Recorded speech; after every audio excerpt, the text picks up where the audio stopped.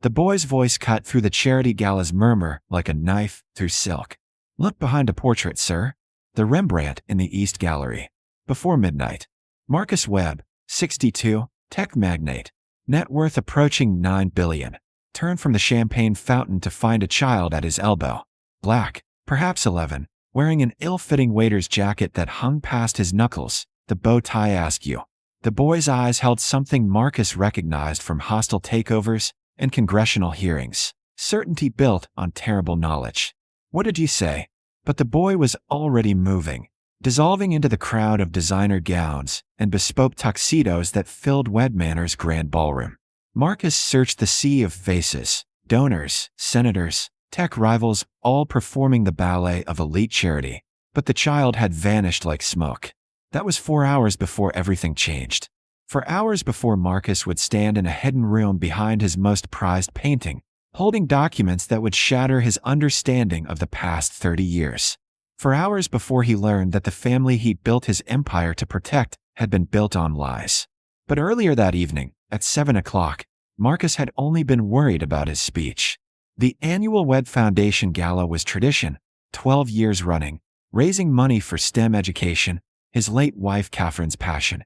The house blazed with light, every chandelier firing. The November cold kept at bay by old money and new heating systems. Marcus stood in his study reviewing notes, trying not to look at Catherine's photograph on the mantel. 3 years dead from cancer, and the sight of her smile still stopped his breath.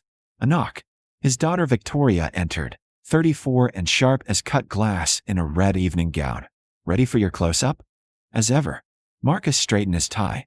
How's the turnout? Spectacular. Senator Morrison came. So did the Vanderbilts.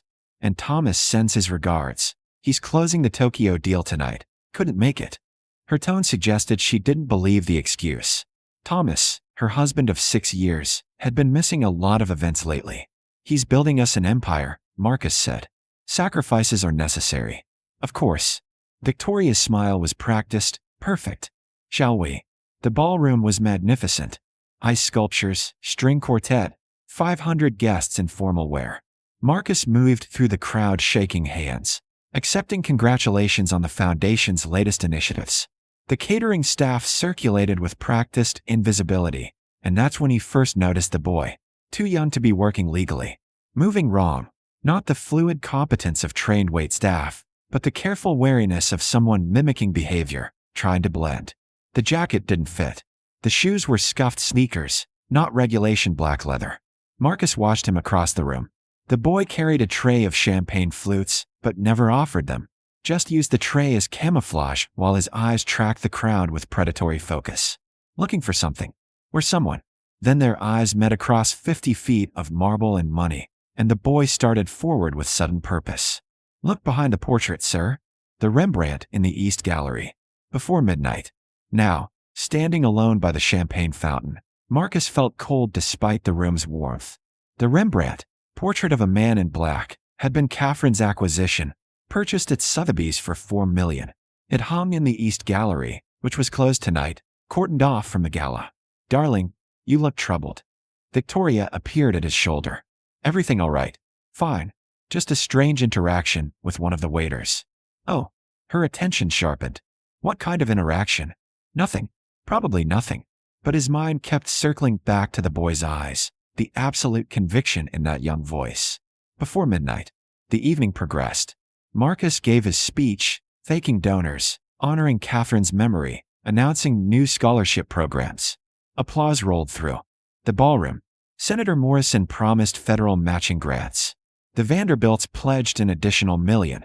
Everything was perfect, orchestrated, exactly as it should be. Except Marcus couldn't stop thinking about the portrait. At 11:15, he slipped away. The East Gallery stretched long and silent, his footsteps echoing on hardwood.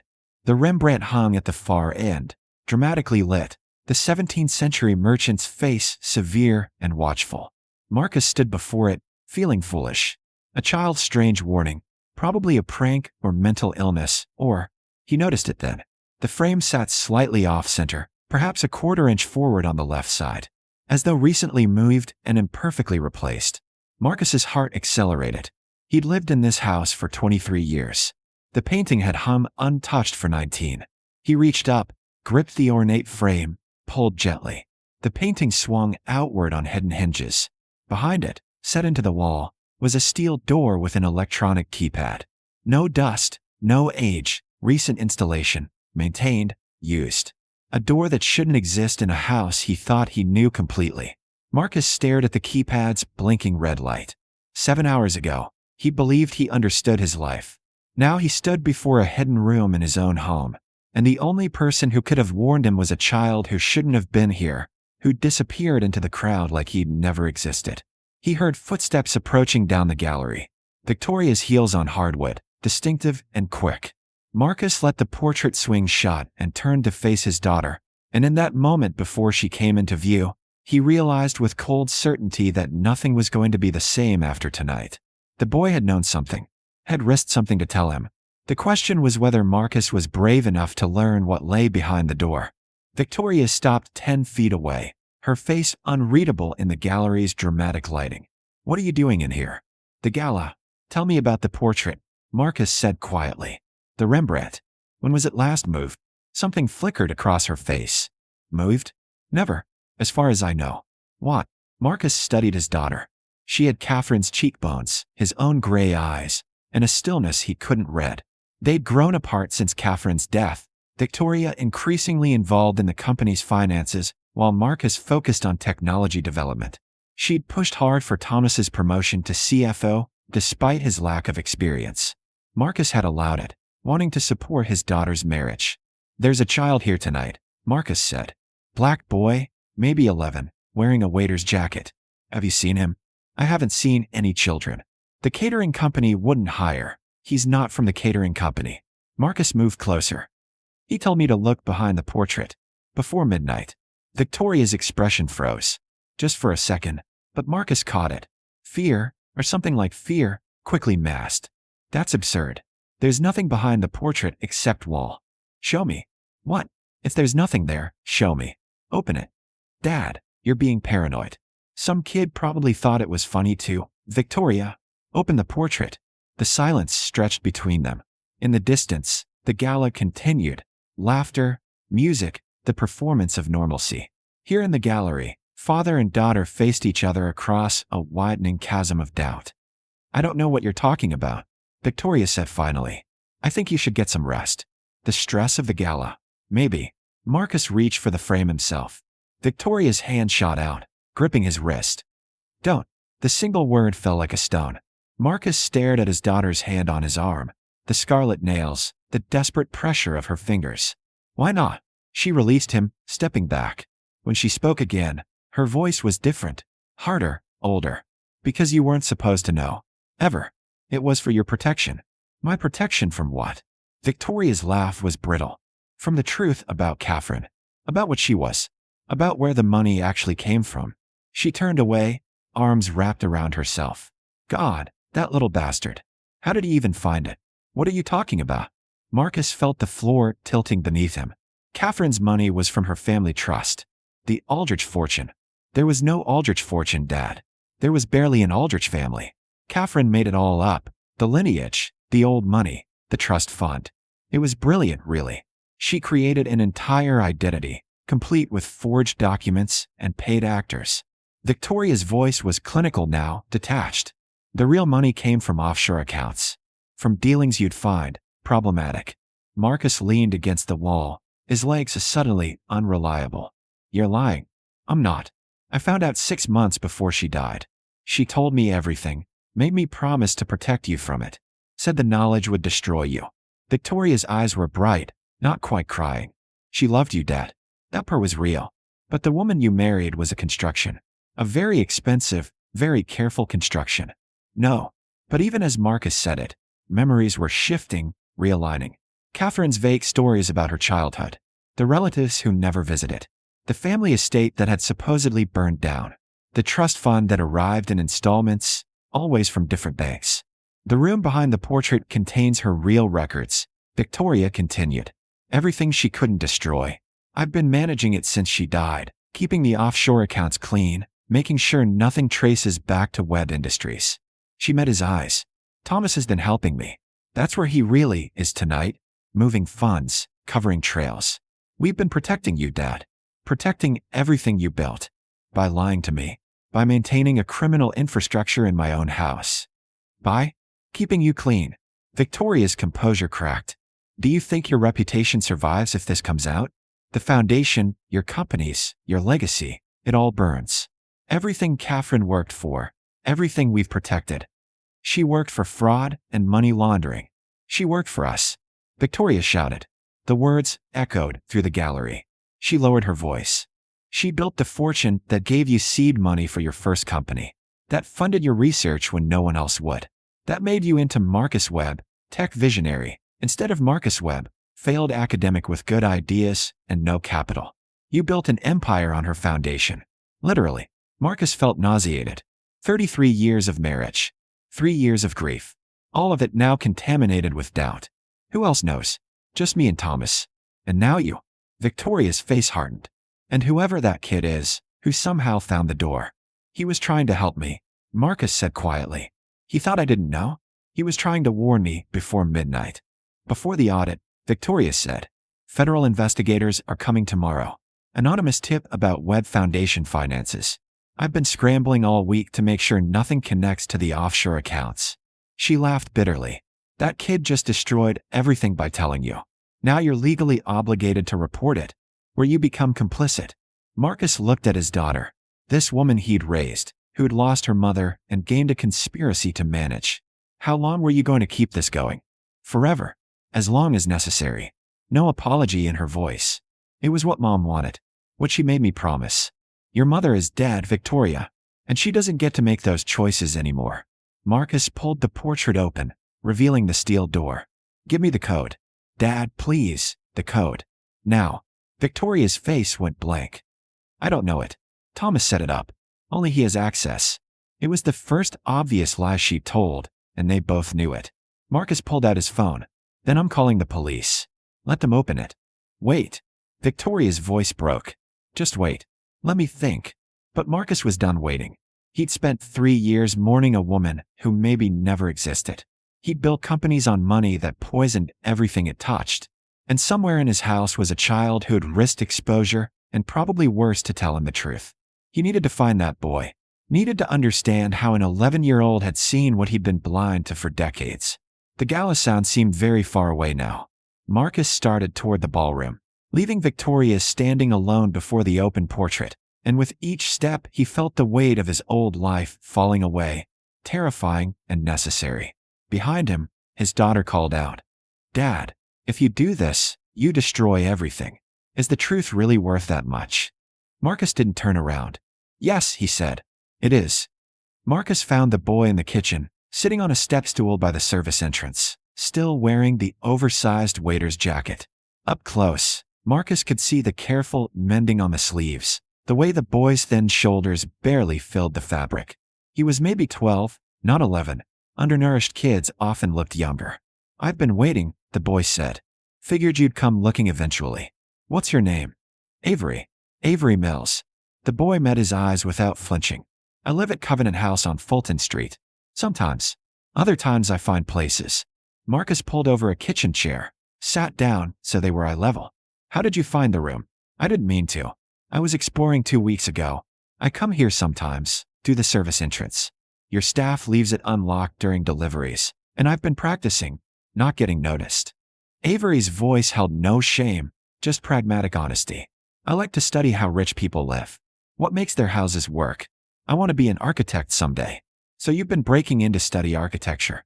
I never took anything. I just looked. And 2 weeks ago, I saw your daughter and her husband coming out of the East Gallery really late, like 2 in the morning. I was hiding in the service hallway. They didn't know I was there. Avery's face was serious. They were arguing about documents, about keeping you insulated. It sounded wrong. So I waited until they left and went to investigate. You found the room behind the painting. The door was still open a crack. I guess they were in a hurry. I saw the papers inside. I couldn't read all of it, but I saw your wife's name and words like offshore and concealment. I'm good at reading. The shelter has tutors. Avery paused. I figured someone should tell you. Took me 2 weeks to work up the courage. Marcus felt something tight in his chest loosening. You could have been caught. Could have been arrested for trespassing. I know, but it seemed important. You do good things, the foundation, the scholarships. You shouldn't be hurt by people lying to you. Avery's voice was matter of fact. Lying to protect someone isn't really protection. It's just lying. From an 11-year-old who'd learned to survive by reading people and situations, by understanding the architecture of deception, Marcus made a decision. Come with me. He led Avery back to the East Gallery. Victoria was gone, but the portrait still hung open. Marcus pulled out his phone and called Patricia Oakes, his head of security. I need you at the house. East Gallery. Bring someone who can bypass electronic locks. And Patricia? This is going to get complicated. She arrived within 20 minutes, professional as always. The locksmith took 12 minutes to open the door. Behind it, a small room, 6 feet by 8, lined with filing cabinets and a safe. Marcus began pulling documents while Patricia photographed everything. Shell companies in Panama, cryptocurrency wallets, real estate holdings in countries without extradition treaties. And beneath it all, Catherine's real history. Born Catherine Volkov in Moscow, immigrated at 19 with forged documents, spent a decade building a criminal financial network before reinventing herself as Catherine Aldrich of the Boston Aldriches, a family that had actually died out 3 generations earlier. The woman Marcus had loved was real in her feelings. The documents included journals that made that painfully clear. But she'd built her life on theft and fraud, and Victoria had chosen to maintain the machinery rather than dismantle it. What do you want to do? Patricia asked quietly. Marcus looked at Avery, standing in the doorway, taking everything in with those watchful eyes. The right thing. Finally, he called his attorneys. Then the FBI. By 3 in the morning, federal agents were cataloging evidence. By dawn, Victoria and Thomas were in custody, charged with money laundering and conspiracy. The scandal would break within hours. Billionaire's hidden criminal empire exposed. But Marcus felt a strange peace. The foundation, his actual foundation, the companies he'd built, would survive scrutiny. His early seed funding was tainted, but the patents, the products, the innovations were his. He'd have to rebuild trust, redirect the genuine family wealth into restitution where possible. It would take years, but it would be clean.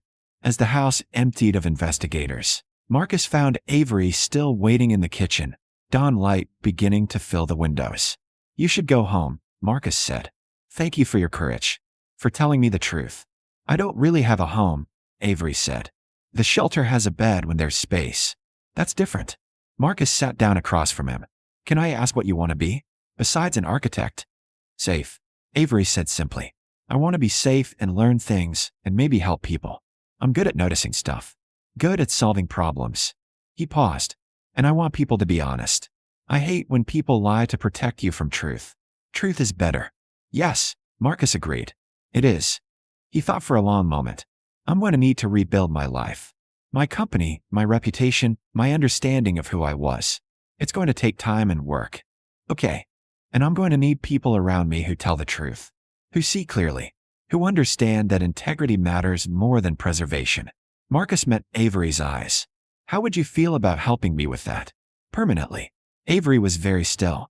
What do you mean? I mean, I'd like to start the process of becoming your legal guardian. If you're willing. You'd live here, go to school, have stability and safety. In exchange, you keep being exactly who you are. Honest, observant, brave. You keep telling me when something's wrong. Marcus paused. I've learned I'm not very good at seeing deception. I could use someone who is. You want to adopt me because I broke into your house. I want to adopt you because you risked yourself to help a stranger. Because you value truth. And because I think we could both use family that's built on honesty instead of lies. Avery's eyes were bright. I'd have to learn about rich people stuff. Manners and things. I'd have to learn about being a parent again. To someone who's already survived more than I have. I think we'd both be learning. Okay, Avery said softly. Yeah, okay. The legal process took 6 months. Marcus stepped back from day-to-day operations of his companies, focusing on the foundation and making things right. Victoria and Thomas took plea deals, reduced sentences in exchange for cooperation, asset forfeiture, permanent bars from financial management. Marcus visited Victoria once in prison. She was angry, then broken, then finally honest. I thought I was protecting you, she said through the glass. I know, But protection built on lies isn't protection. It's just postponed pain. By the time Avery's adoption finalized in early summer, Marcus had restructured everything. The companies were clean, the foundation was independently audited, and his reputation was rebuilding, not as untouchable tech visionary, but as someone who'd confronted ugly truth and chosen accountability. Avery thrived. Excellent grades, architectural design courses, a full scholarship offer for high school at a prestigious prep academy. He still noticed everything, still read people with uncanny accuracy, but now he did it from a place of safety instead of survival. One evening, they stood in the East Gallery. The Rembrandt was gone, sold, with proceeds going to Catherine's victims where they could be identified. In its place hummed something new, a photograph of Avery's architectural model of a homeless shelter, beautiful and functional, which had won a national student design competition. Better art, Marcus said. True art, Avery corrected. The other one was pretty, but it was hiding a lie. This one's just what it is. Marcus pulled him close. This boy who'd saved his life not from poison or violence, but from the slow death of living in deception. Thank you, he said, for your courage, for showing me that truth matters more than comfort. Thank you for listening, Avery replied. A lot of people don't. They don't want to hear hard things from kids like me. Their loss, Marcus said, and my great fortune. Outside, Cleveland's summer stretched warm and green. Inside Webb Manor, the walls held no more secrets, just truth, and the family that truth had made possible. Not perfect, not unmarked by the past, but real. Finally, completely real. And that was worth more than all the hidden fortunes in the world.